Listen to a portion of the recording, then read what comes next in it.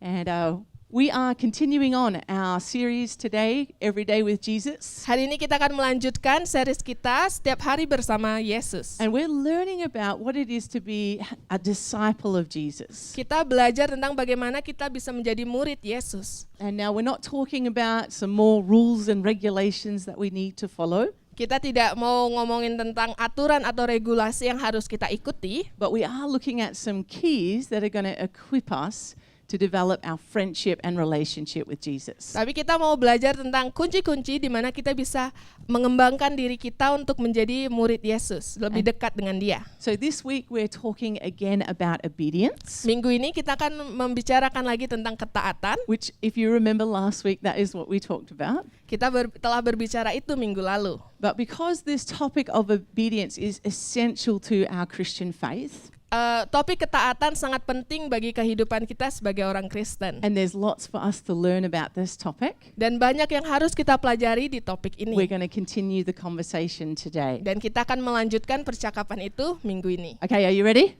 Sudah siap? Ready to receive the words?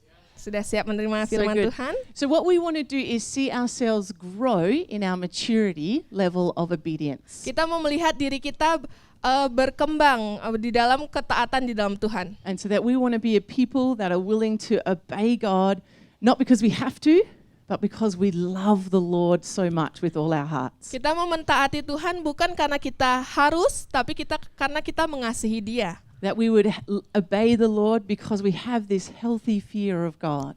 Kita mau mentaati Dia karena kita mempunyai ketakutan yang sehat akan Dia. That we would want to respect Him and honor Him. Kita mau menghormati Dia dan memuji Dia. And that we would be faithful to obey God even when other people aren't watching. Dan kita selalu taat walaupun tidak ada orang yang melihat kita. And that we would be faithful in the little things as well as the big things. Dan kita tetap setia di dalam hal yang kecil dan juga hal yang besar. And so as I share these keys today with you about obedience, Ketika saya men-sharingkan tentang kunci dari ketaatan hari ini, I want to share a little bit of the story that I've been on in my journey of faith. saya mau men-sharingkan sedikit tentang perjalanan kehidupan saya di dalam iman ini. Because there's something powerful about us being able to see kingdom principles applied to a real life situation. Karena ada suatu hal yang bagus ketika kita mau menerapkan prinsip kerajaan itu di dalam kehidupan sehari-hari kita. So it's been over 20 years since I made a commitment to fully surrender my life to Jesus at 16. Sudah lebih dari 20 tahun ketika saya benar-benar menyerahkan hidup saya kepada Kristus ketika saya berumur 16 tahun. And when I say that out loud, it makes me feel really old. Dan ketika Makes me saya feel mengatakan old. itu, saya merasa tua. I'm not that old, Lynn, okay? 20 Ya, years ago, that's a Pastor long... Ed tidak begitu It'd tua. be okay if I said 20 years ago and I was like 5, but it's 16, like you're pretty old, but anyway. Anyone 16 here? Siapa yang berumur 16 di sini? Oh, there's some people that maybe need to just check their KTP card just to make sure. And so that's quite a long time. So 2 decades worth of experience that I'm going to be able to draw from in sharing this morning. Dan ini sudah berlalu lama, 20 tahun. Now, I understand that I'm still learning and growing in this area. So the lessons that I'm going to share with you today, these are just some of the things that I've learned from my personal experience. Dan saya tahu saya masih harus belajar banyak tentang ini. Tapi ini adalah langkah-langkah yang sudah saya alami. But what I can do today is testify to you that a life spent in obedience to God is the greatest adventure that we can go on. Tapi saya mau menyampaikan bahwa kehidupan saya ketika saya taat adalah perjalanan yang luar biasa bersama dengan Tuhan. And I've seen that happen in my own life. Dan saya merasakannya itu di dalam kehidupan saya. And so my life definitely has far greater meaning, Kehidupan saya mempunyai arti yang luar biasa, greater depth. Kind of like I get to do more things than I ever expected. Pastor Rachel bisa melakukan banyak hal yang di luar dia pikirkan, And more joy than I could ever imagine. dan sukacita yang lebih dari apa yang dia bisa pikirkan. And that was all through just doing my best to follow the plan and will that God has for my life. Dan itu ketika dia mentaati aturan yang sudah Tuhan berikan dalam kehidupannya dia. So my encouragement to you all today, as your pastor, Motivasi buat saudara hari ini adalah sebagai pendeta, is to embrace this life of obedience. mari kita rangkul ketaatan ini dalam kehidupan kita. To make the daily decision to pick up your cross, deny yourself, and follow Jesus. Mau mengikuti Tuhan setiap hari, memikul salib kita dan juga mengikuti Dia. Now, I'm not promising you that as you do this, that life's going to be easy Saya tidak berjanji ketika saudara melakukan ini, kehidupan saudara bakal jadi mudah or trouble-free. atau tidak ada masalah. Certainly not. Tidak.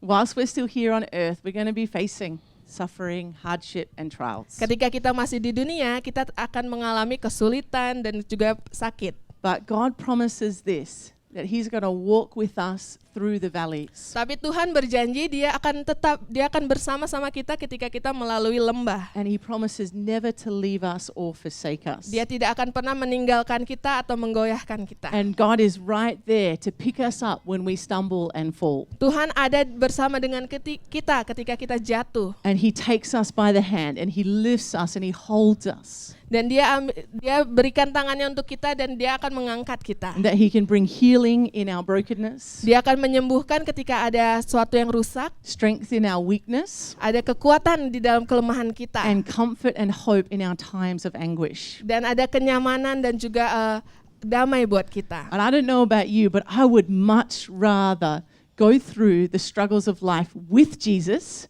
than trying to do things in my own strength. Saya lebih memilih untuk melalui hal-hal yang sulit bersama dengan Yesus dibandingkan saya sendiri. I've learned over these years that's not going to end well if I'm relying on my own strength to get through hard times. Saya sudah belajar bertahun-tahun yang lalu kalau saya tidak bisa mengandalkan diri saya sendiri. And I've seen it in doing ministry for over 10 years, which is not a long time, but it's long enough for me to see that when we choose to do what we want, dan saya sudah belajar ini di dalam pelayanan saya selama 10 tahun ketika saya memilih melakukan apa yang saya mau, to follow our own plan, mau mengikuti apa yang rencana kita sendiri, or even to follow the plan of the world, atau yang dunia tawarkan, the standards of the world, standar yang ada di dalam dunia, it's going to end up with more heartache and turmoil. akan berakhir dengan hal yang lebih sulit.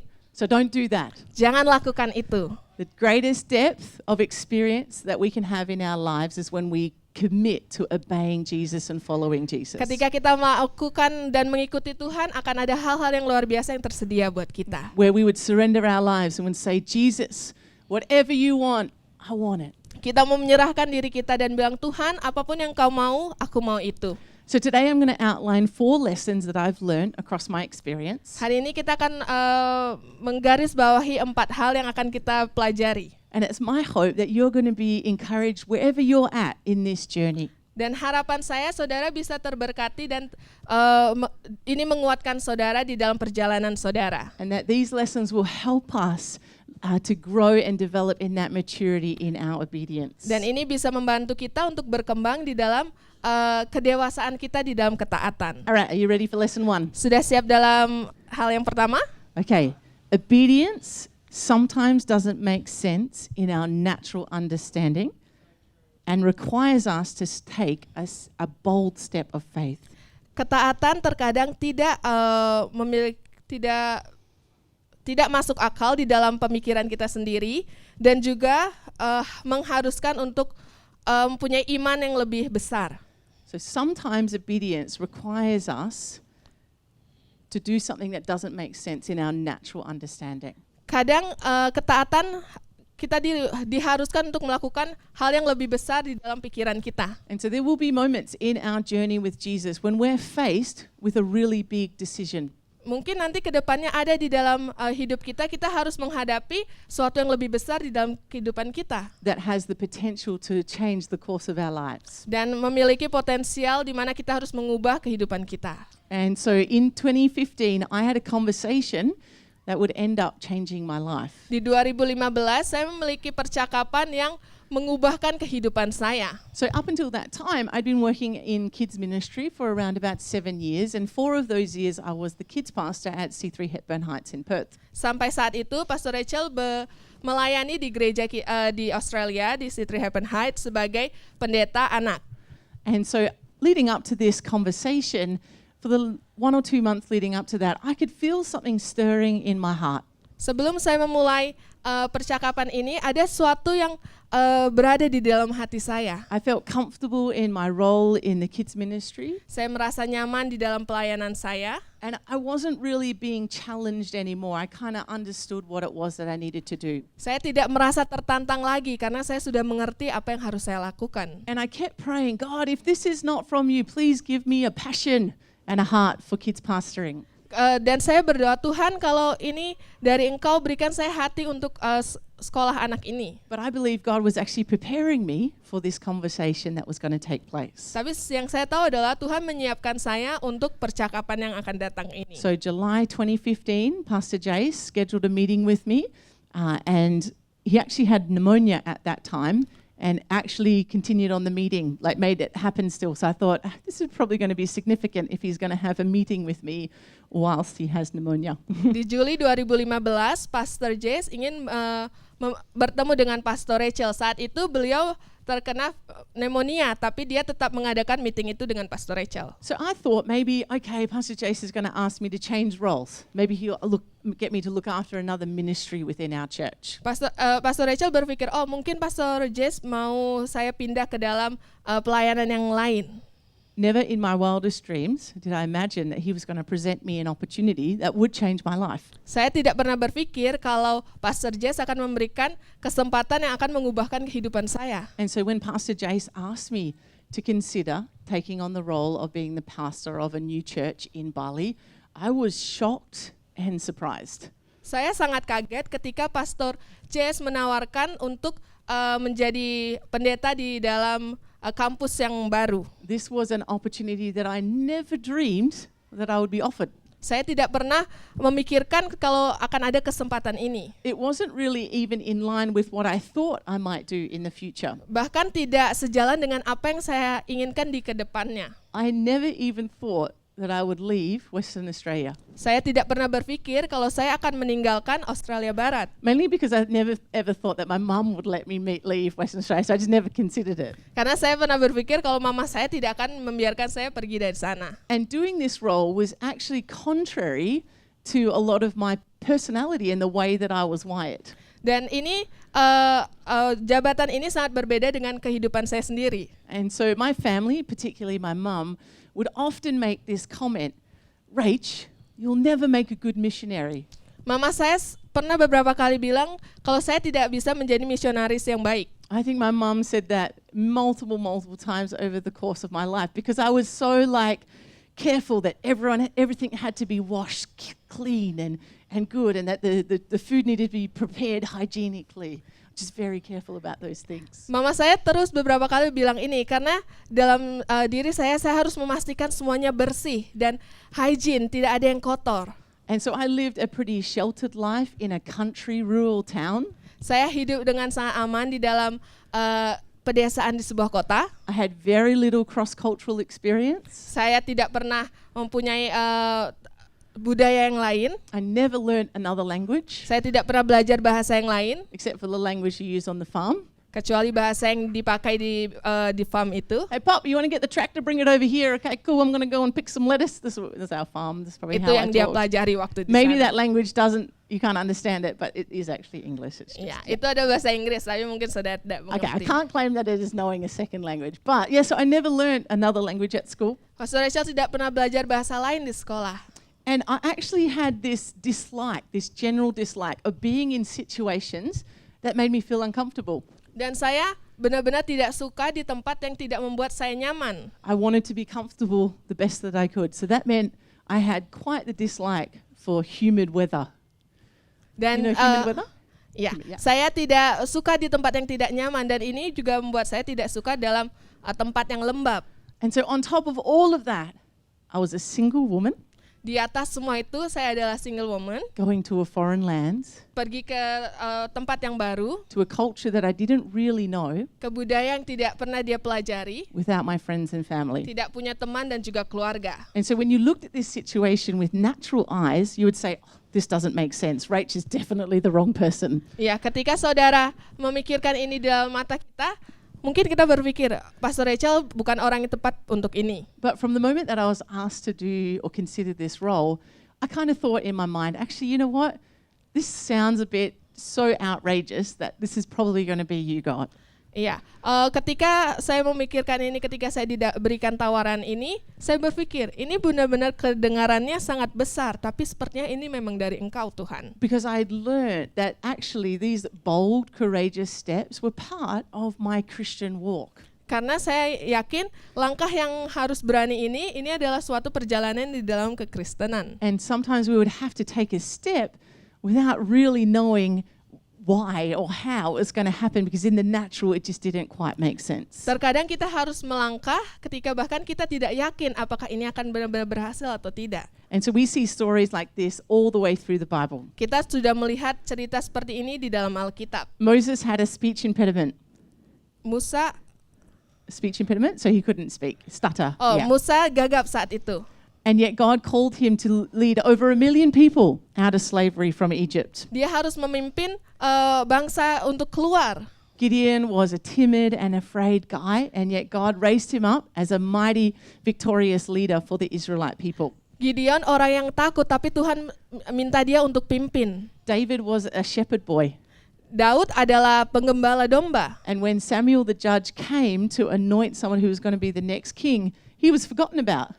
Ketika Samuel datang untuk mengurapi raja yang baru, dia dilupakan. His father brought all of the other sons before the judge Samuel, and Samuel's like, no, it's none of these. Is there another son?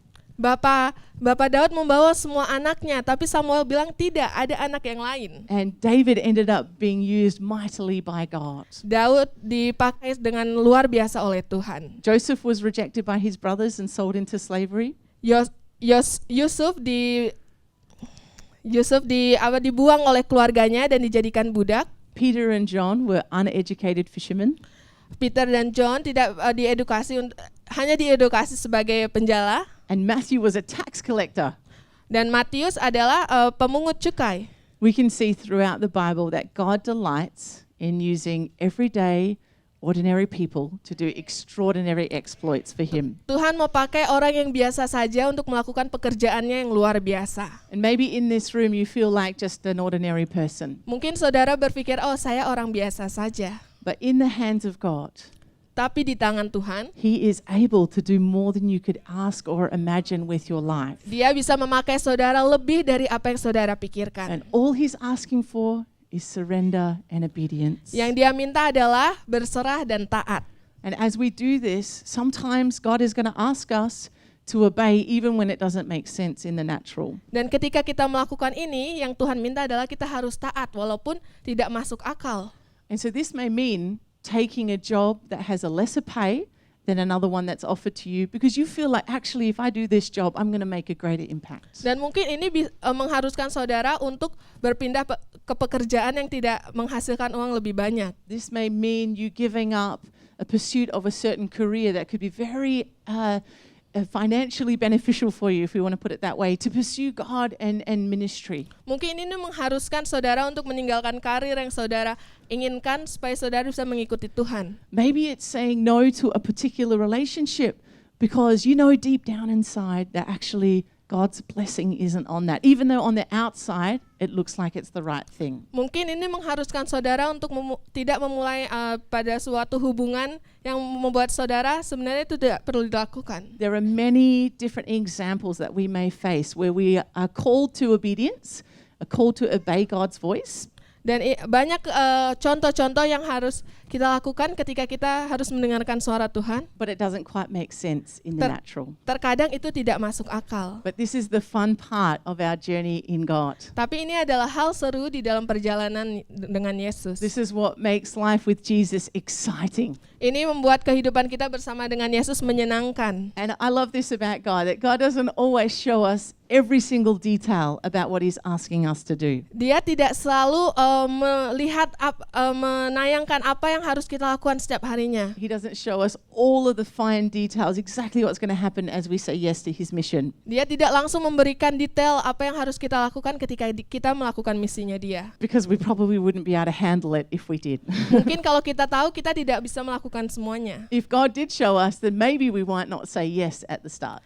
Ketika Tuhan memperlihatkan semuanya, mungkin mungkin kita tidak bilang ya di awal. And it's true for me. If I knew everything that I was going to do across this journey of being here in Bali, maybe I would have at that time said, no, God, I think you've got the wrong person. Dan sama seperti saya, kalau saya bisa melihat semuanya apa yang perjalanan saya di Bali, mungkin saya bilang sama Tuhan tidak.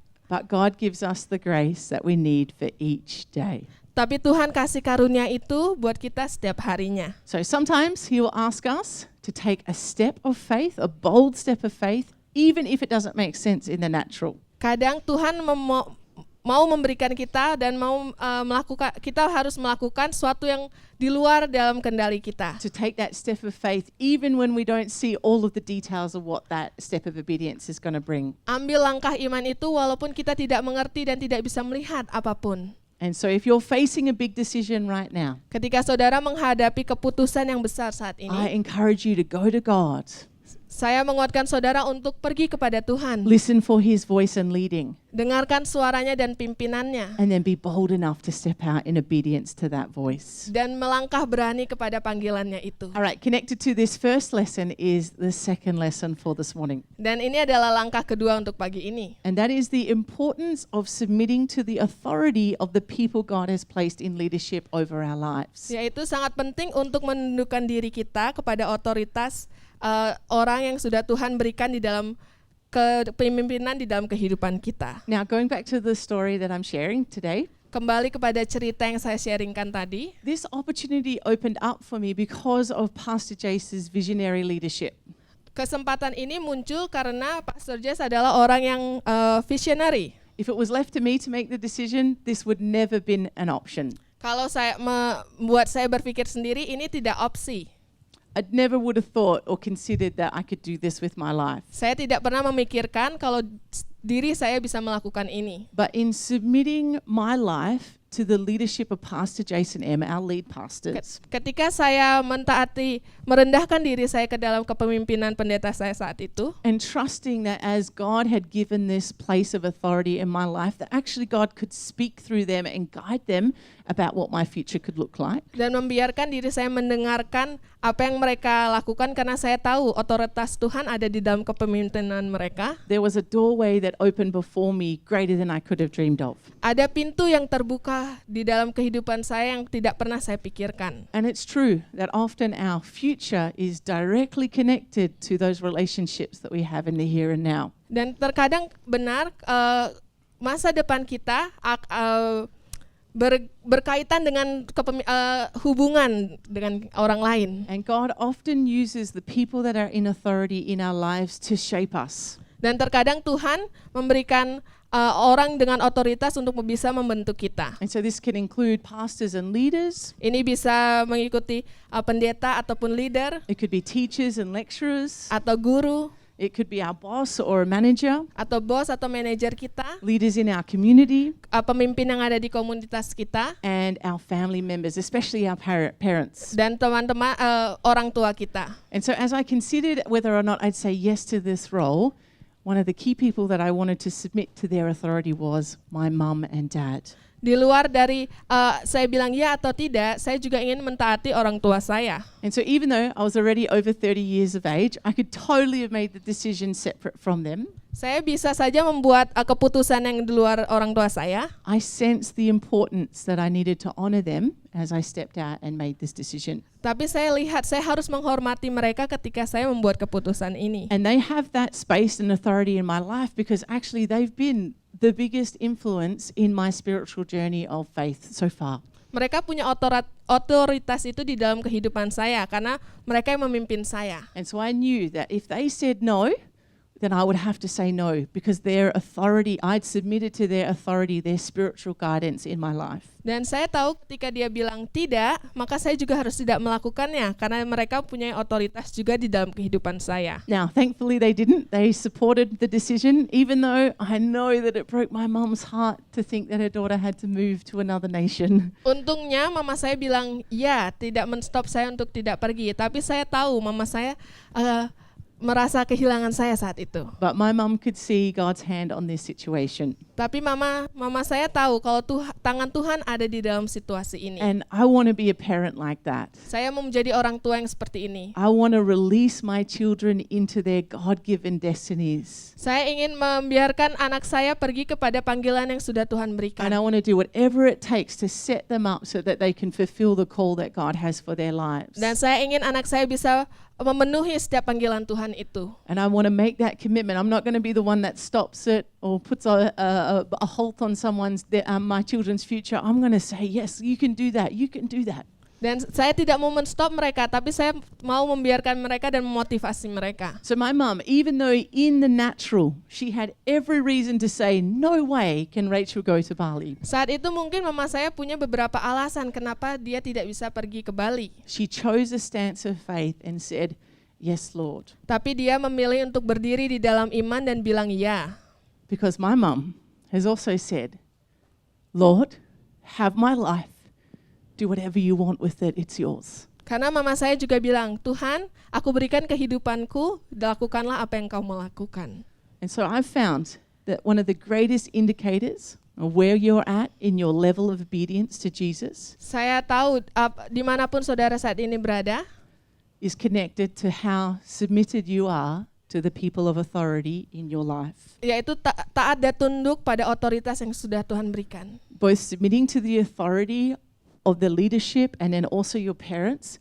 These are key principles that are throughout the Bible. Taat kepada orang tua dan juga kepemimpinan ini adalah yang dikatakan oleh Alkitab. And they're directly connected to obedience. Dan ini berkoneksi dengan ketaatan. We're just going to power through some scriptures here. There's 7 on them, but I want you to see this is not just a one-time verse that gets mentioned in the Bible. This is a common theme that happens throughout the Old and New Testament. Ada beberapa ayat yang ingin kita baca saat ini dan ini akan menguatkan kita juga. Alrighty, we've got Hebrews 13 verse 17. Kita mau lihat Ibrani 13 ayat 17. Have confidence in your leaders and submit to their authority because they keep watch over you as those who must give an account.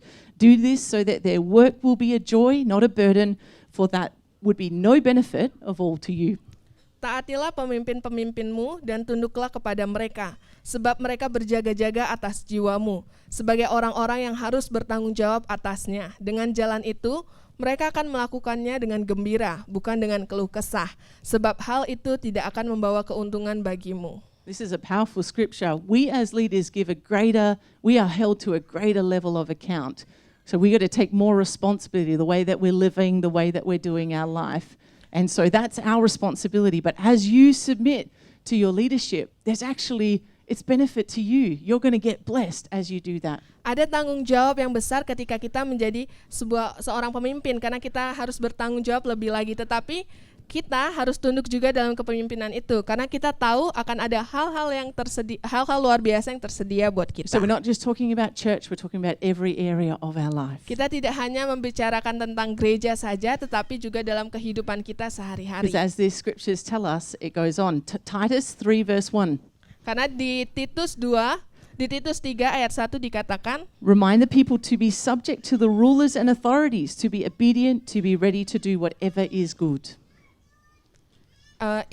Ingatkanlah mereka supaya mereka tunduk pada pemerintah dan orang-orang yang berkuasa, taat dan siap untuk melakukan setiap pekerjaan yang baik. We've got 1 Peter 2 verse 13 to 14. Submit yourselves for the Lord's sake to every human authority, whether to the emperor as the supreme authority or to the governors who are sent by him to punish those who do wrong and to commend those who do right. Di 1 Petrus 2 ayat 13-14, tunduklah karena Allah kepada semua lembaga manusia, baik kepada raja sebagai pemegang kekuasaan yang tertinggi maupun kepada wali-wali yang diutusnya untuk menghukum orang-orang yang berbuat jahat dan menghormati orang-orang yang berbuat baik. Romans 13 verse 1 and 2. Let everyone be subject to the governing authorities, for there is no authority except that which God has established.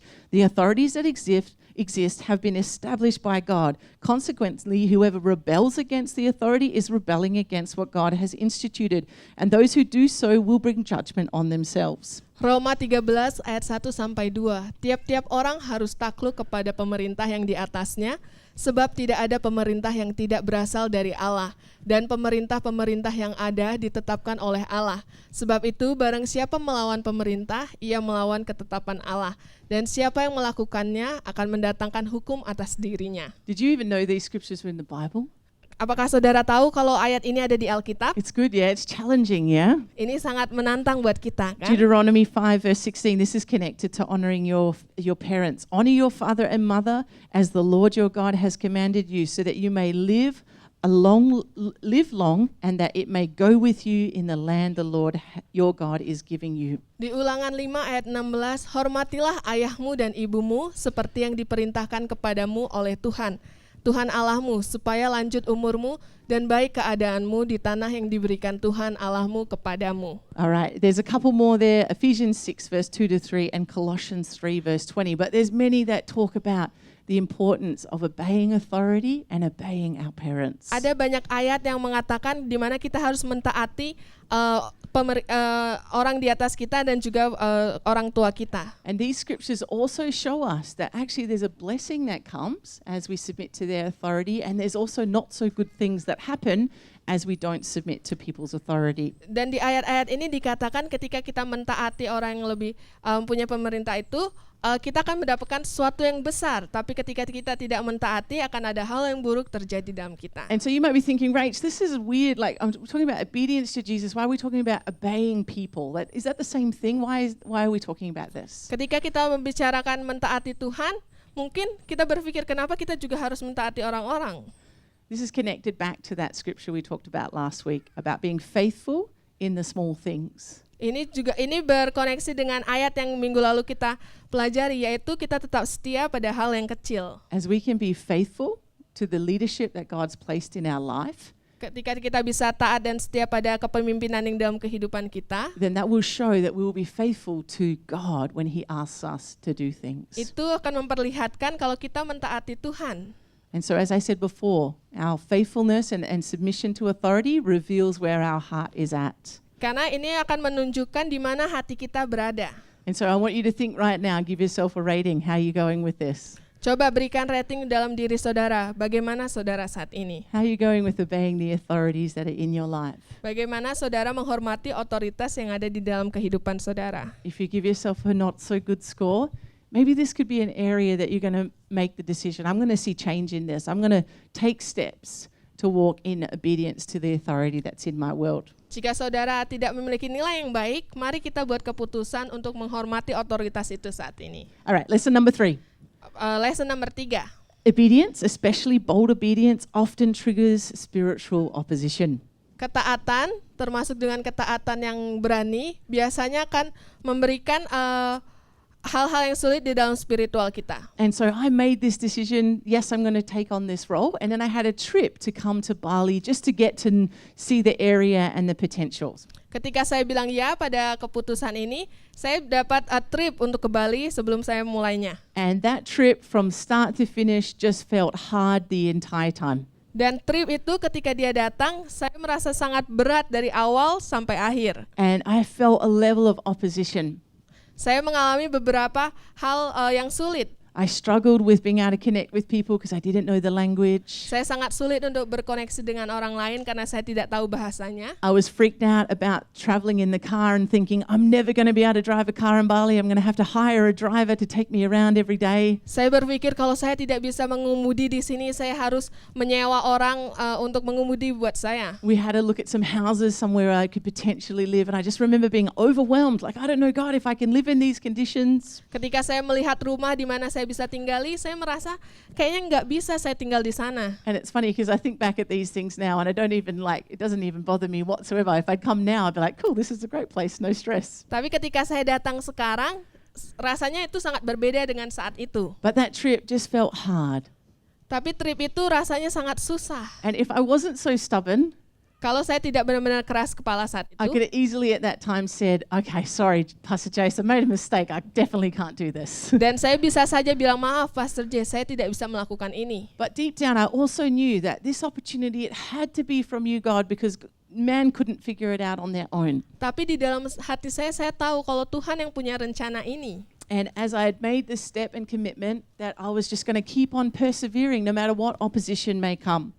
Tetapi saya tetap setia dan tetap taat walau apapun halangan-halangan yang datang. And we are in a spiritual battle day to day. Dan kita ada di setiap halangan spiritual setiap harinya. And the enemy doesn't want us to be walking in obedience. He wants us disobeying and doing our own thing, rebelling. Musuh tidak senang kalau kita taat di dalam kehidupan Tuhan. Dia mau kita melawan dan tidak mau melakukannya. But I found the key in those moments in our journey Tapi kunci yang saya temukan saat itu, when we come under that spiritual attack, ketika kita menghadapi halangan itu, that we would stand in strength and persevere no matter what. kita tetap berdiri dengan taat di dalam kehidupan Tuhan apapun yang kita hadapi. And to remember the victory that we have in Christ. Karena kita tahu ada kemenangan di dalam Tuhan. Submit yourselves then to God, resist the devil, and he will flee from you. Karena itu tunduklah kepada Allah dan lawanlah iblis, maka ia akan lari daripadamu. And so thankfully I could recognize that was a level of attack against me, and I was just like, no, I'm going to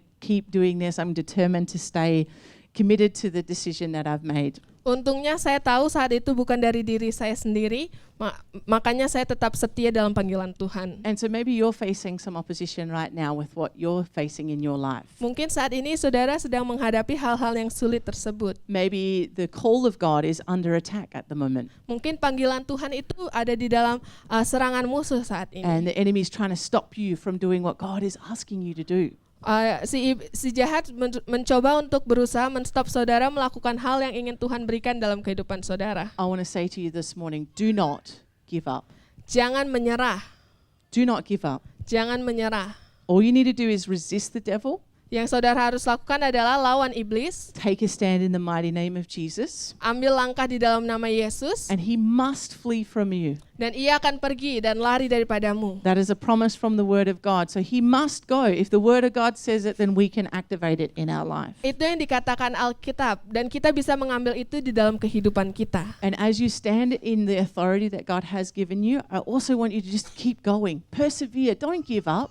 Jangan pernah menyerah, tetap setia dalam panggilan itu. Your faithfulness will be rewarded. I can guarantee you that. Kesetiaan saudara akan diberikan penghargaan. Whether it's in this life or in eternity, I know that you will be rewarded for your faithfulness. Di dalam kehidupan ini ataupun kehidupan yang abadi nantinya. All right, and this brings us to the final lesson, lesson number 4. Lesson nomor 4.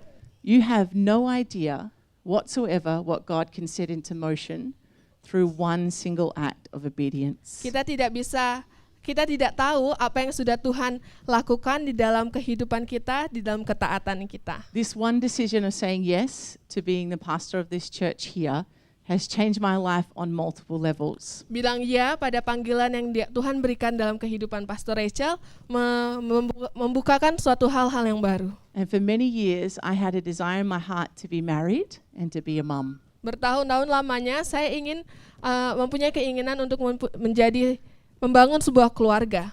And for many years I went to weddings and was like, God, when is it going to be my turn? Bertahun-tahun ketika saya mendatangi sebuah pernikahan, dia tanya sama Tuhan, Tuhan kapan waktu saya? And as the years kept going, I was like, God, I'm running out of time here. Like, am I going to be able to have children? Setiap tahunnya berlalu, Pastor Rachel bilang, Tuhan, kapan saya bisa punya anak?